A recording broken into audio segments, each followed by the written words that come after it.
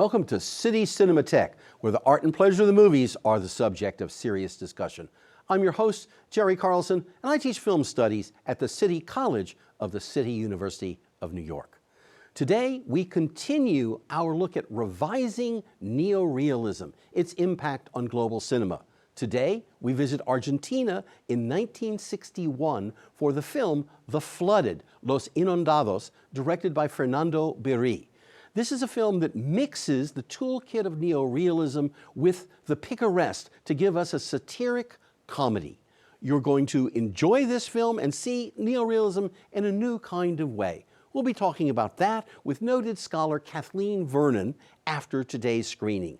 Now, take this voyage to Santa Fe, Argentina in 1961 in The Flooded. Welcome back to City Cinematheque. I hope you've enjoyed your trip to Santa Fe, Argentina, and, shall we say, points around the railway circuit not so far away from it. I hope you've enjoyed this rather unusual tour. One, by the way, that the Argentine government didn't initially like at all, not projecting the image they wanted of their country. That was a big problem with a lot of neorealism and national governments. To talk about that and a number of other things, it's always a pleasure to have back here a longtime friend of City Cinematheque, Professor Kathleen Vernon of Stony Brook University, now emerita, distinguished scholar of Hispanic cinema, both Spain and of Latin America. Glad to have you here, Katie. It's a thrill to be back, Jerry. I always have fun. Okay, cool. Well, I think the fun in this film begins at the very beginning of the film because we have a character who's telling us about the film. So why is the opening of this film, you think, important? What does it set up? It's an amazing and rich opening. I mean, I think it tells you so much about the film. As everyone remembers, they just saw it and heard it, right? It begins with a voiceover narrative introduction by the character who will turn out to be pretty much the main character in what is sort of a choral film, though. Dolores, Gaitan, Dolorcito, right? And I mean, he essentially tells you, what the story is and that it's coming from his personal subjective point of view, right? People, him, his family, people like him, Argentines. But he also takes away the suspense, right? And he tells us, we see the rain streaming down, and he tells us, after the flood, they'll return, right? So from the very beginning, it sets up this circular structure, which very clearly in the course of the film we discover it's not only a narrative structure, right? Yeah. It's not only a formal structure. It's really about, lives that take place in this cycle or circle. The film, even though, and we'll talk about this, even though Birri had founded a school of documentary cinema in Santa Fe, this was the first and only fiction film that he made, right? And this story of The Flooded is rooted in this history of recurring floods in Santa Fe. Well, let's stick just before we go back into the film a little bit with what this moment was, what Birri was doing. There's an antecedent film to this, which is a documentary film, Tire. And tell us just a little bit about what that film is, because it's a very interesting dialogue between, and people can find the film. It is on. It is online. Yeah, there are many copies. There's one really good copy. Well, anyway, look at the internet. But the Tire is a very well-known film, right? Among people who, know and love Latin American cinema. Los Inundados, much less. This film was a real discovery for me. Tire was made a year or two before this film, and it's presented as, in some ways, a counter-documentary because it opens with this list of statistics about the area, but then it goes in in a close-up to this community of people living very precarious lives beside a railroad. Exactly. And Tire throw me a dime, right? Which becomes a noun in the film. The parents and the children talking about going to the throw me a dime. Right. So, you know, very few sources of income, but one of the major sources of income is how these children run along right next to the train crossing a long bridge, and holding out their hands and shouting, "Throw me a dime, throw me a dime." So how this, you know, act of begging kind of becomes institutionalized. Right. And it's testimonies from people who live in this kind of settlement, the parents and the children, and just about their lives. And of course, one of the continuities between Tierra Die and the Flooded is the train. Right. Absolutely. The train. Well, I also just want to point out that these are both, you know, they're deeply rooted in, because Birri was from Santa Fe, though he ended up not spending all that much of his life there for many of the reasons of Argentine politics. He spent many years in exile in Italy, where he had studied, and had studied with the great master of Italian neorealism scripting, Cesare Sabatini.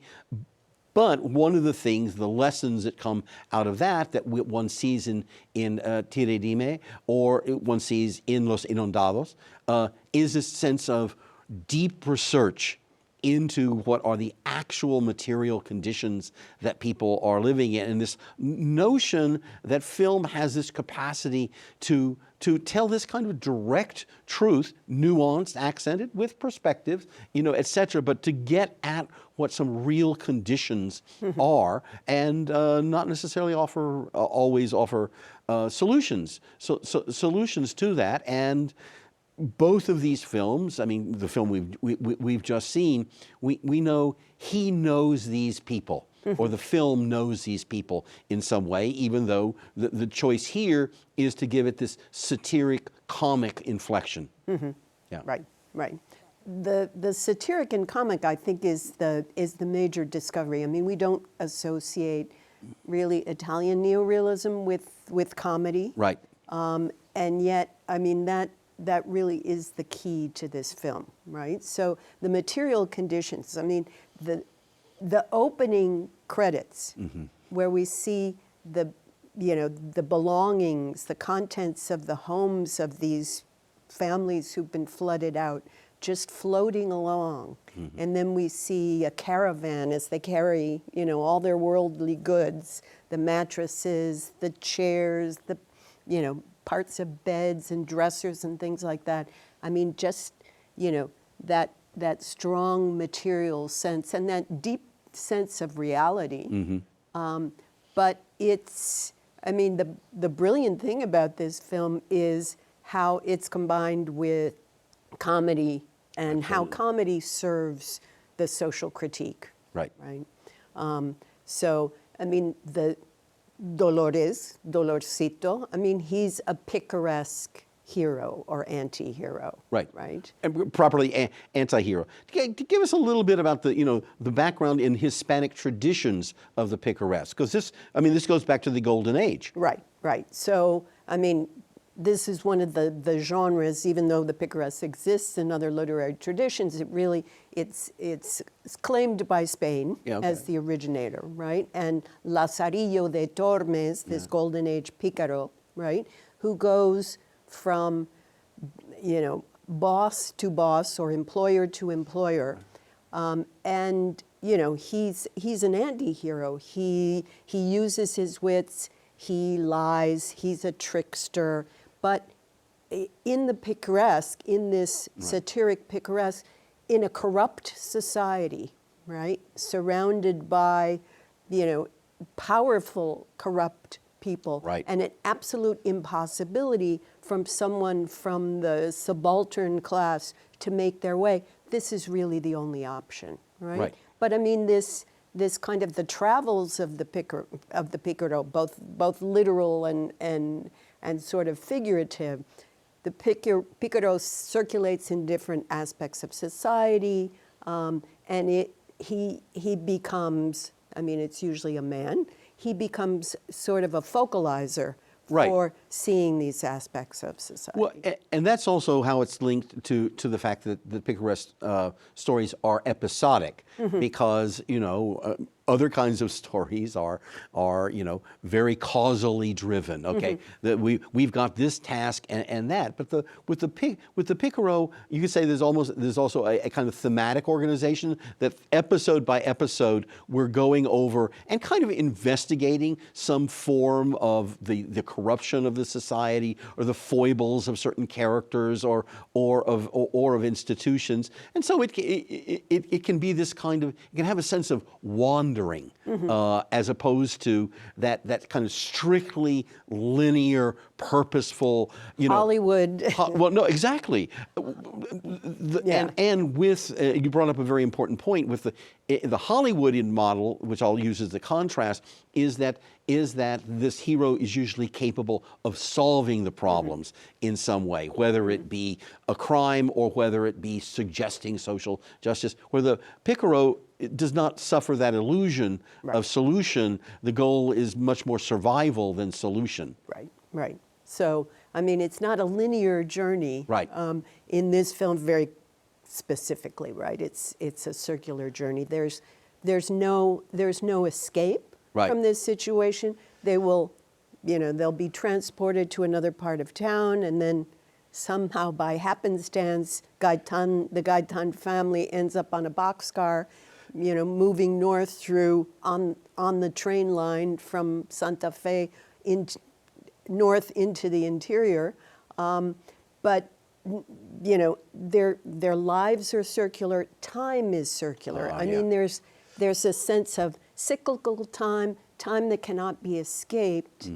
But then we have certain moments and another scenes or visual details that really jumped out at me. Sure. Were when the group of flooded out folks are coming into town, we see these billboards. And we see billboard for Sherman-Williams paint, Goodyear tire, and Orange Crush.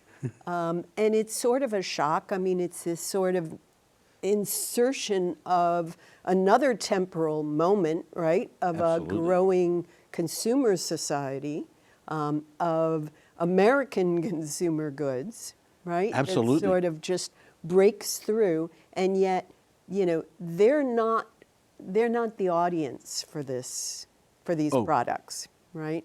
Just like the later moment when they're being moved from the area near the port and the train, and you hear a loudspeaker advertising, new apartments. Absolutely. I mean, they're not the. I think there's many worlds that exist within this film, but there's certainly kind of three worlds that exist, and they're those people who are on the floodplain and who are clearly the subaltern class. I mean, when they have employment, it is, as the housekeeper or doing the task or minor cooking task or something of that sort. And then there's a very traditional bourgeoisie that, in many ways that Argentines would say, well, we're very Argentine, but you say, yeah, but this actually could be somewhere in Spain because it's very kind of Eurocentric, traditional Hispanic bourgeoisie.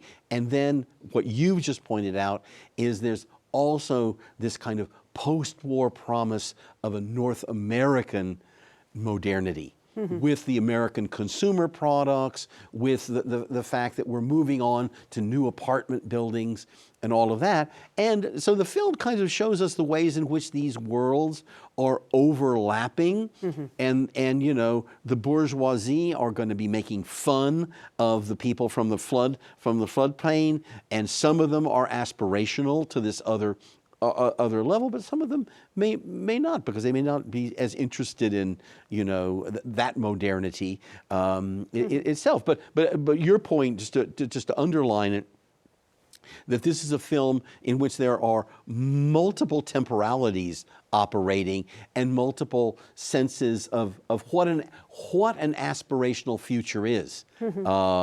And Dolores's aspirational future is very, very different from that from that of a new apartment building. Yeah. Yeah.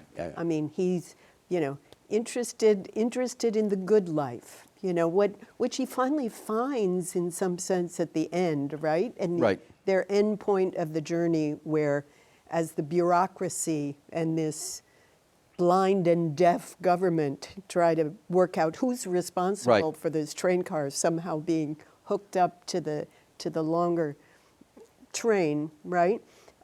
They kind of they integrate into this community, right? Dolores wins the bowling contest. He's told, "You're one of us." I mean, it's a kind of utopian moment. Right, absolutely. That's very short-lived, 2 weeks, in the film. Well, this brings up another aspect of the comedy, I think, and something we haven't mentioned yet, because there's a way in which when we see these joyous scenes, these pleasant scenes, it is linked to the idea of the carnival or the carnivalesque. That is, there's a way in which there's scenes of communal celebration in which a lot of the social lines of hierarchy, have broken down, which is threatening when when they're in their initial encampment and then they're having fun. That's very threatening to the bourgeoisie that these people could be enjoying their life, in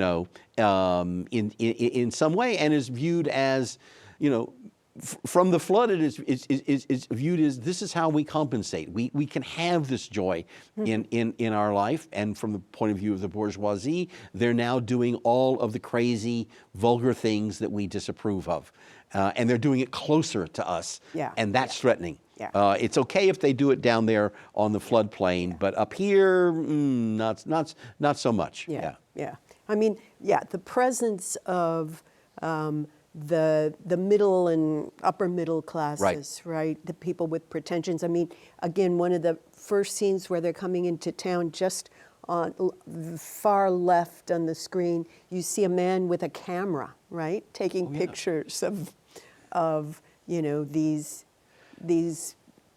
poor people who somehow are coming close to their reality. I mean, the employers of Optima, right, of the mother and wife of the family, seem to have no knowledge of the flood until the husband reads it in the newspaper in a letter that's saying, is horrified that these people, their lives and the way they live would be brought close, to where they're aware of it and they see it. Right. So let's talk a little bit more. We were talking a little bit earlier about the way in which we get so close to these, to the material features of these. But I just brought up the carnivalesque and all that because there's another feature. What about the way in which sound works in this film, Katie? I've been working a lot on sound lately on film because it's an area that still tends to be very much subordinated to the visuals, right? Yeah. And the visuals in this film are amazing and very distinctive, but the way visual and sound work together, I mean, this sort of agglomeration of material things, right? Yeah. Of material goods, like the interior of the boxcar where the Gaetan family lives, just deep focus shooting, just crammed with things. And the street scenes where you see, the truck with the loudspeaker with one candidate and the truck with the loudspeaker for the other candidate. But these scenes are also, we have this wonderful overlapping sound techniques. Okay. Where these propaganda, appeals from one candidate, another candidate, the newspaper criers, the people speaking, the music, just this kind of filling of the space with, the oral texture also of people's lives, and just, this place where, these different social groups and different social forces just come together.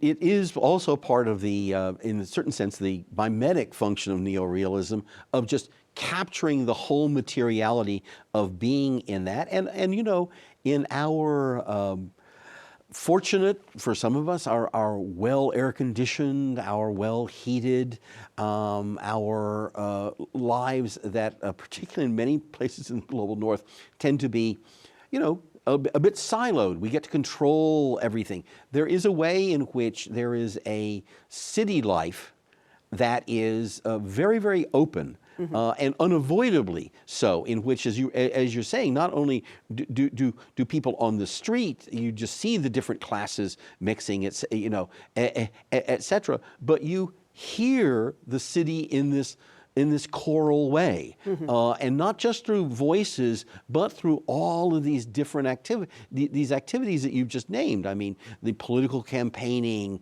the newspapers, the people who actually in this film, you know, speak Argentine Spanish in different ways that for Argentine viewers mark class in a very distinct way, and the film really goes for that fully rounded oral portrait of what this is, which is distant from the experience of many people, I think, in North America these days, because we have not built our cities in that way in the last 50 or 75 years. Yeah. Though you can find the neighborhoods, you know, et cetera.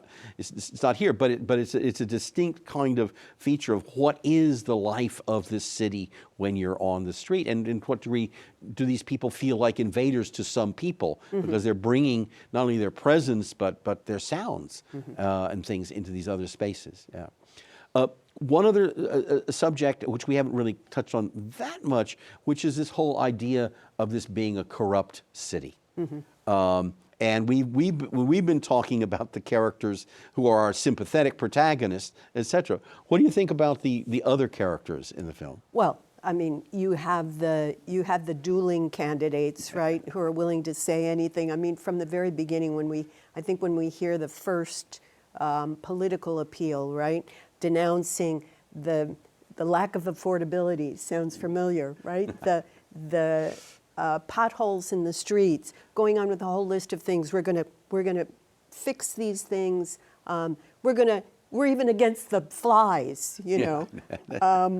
But what's interesting is, among other things, I mean, there's, of course, the solution is Benitez, right? But they keep promising, you know, no, you won't be displaced again from this area and sent off, you know, to the 2nd district near the police, you know, headquarters. But the flooded, you know, in some ways they're stereotyped. This is typical of comedy, right? But I mean, they're also very astute. They know that these politicians are lying to them, right? You have people in the crowd saying, I guess they're looking for votes, you know. You have the two, you know, you also have the two newspapers, right? Which are also politically aligned with the different candidates and, you know, competing and denouncing the others. So, you know, all the social, I mean, all the more official institutions, right, are shown to be, you know, I mean, they're ineffectual. And you know, when they're marooned on the train, they're told they don't exist, and you know, and they're corrupt. Right. No, it's I think that's one of the things that makes this an incredibly relevant film, because you know, yes, it's an example of the way in which you know, neorealism was exportable as a model of storytelling, because it is in conversation with the conditions that so many people have around the world. And you know, oh so many years later, many of its concerns seem equally relevant to us, you know, today. And this is not a film that, you know, pleased the Argentine government. They did not think it was an exportable image because, as Birri would, you know, and the people at school know, they didn't have to dress a lot of the sets. I mean, yes, when you get something like that image of everything in the boxcar, I mean, that's not just capturing it, that has been constructed in all of that. But the shots of the neighborhoods, etc., that's not something constructed. That is what the conditions in the city were at that particular moment. We can. I'm going to just introduce as a sort of final thing. This is also a film that's about ecological and environmental problems that a government refuses to come to terms with. Just to go back to what you were saying at the very beginning, it is accepted that there is a cycle here of this, and that there's a set of empty promises about this. You know, and we think about, gee, we have a bunch of, you know, underprivileged, undereducated, underemployed, etc., people who are living on a floodplain, and yet they're trapped in a cycle of this. I mean, this is a cautionary tale for then, but this has only become more of a cautionary tale today in its own way. Yeah. So I think we kind of end purposefully with the notion that we have discovered a great cautionary tale from the archives of film history by a master filmmaker, Fernando Birri, who is also, I would just point out, spent much of his life in film education, trying to train Latin American and global filmmakers. And so, you know, he's a man of many accomplishments and not as well known, I think. Not only is his film not as well known as it should be, but I think Birri is a major figure of Latin American cinema who should be better known to us as North Americans and to others. I agree. Okay. Always nice to hear that you agree, Katie. If you'd like to know more about City Cinematheque or about CUNY TV, visit our website. Visit www.tv.cuny.edu. There you're going to find a way in which you can download the new app for CUNY TV. So visit www.tv.cuny.edu. Katie, always a pleasure having you here, bringing your insights. Look forward to our next chat. I do too. Great. Thank you, Jerry. Thank you. And thank you for joining us here today. And please join us in coming weeks as we continue our stroll through the archives of film history. For now, it's goodbye.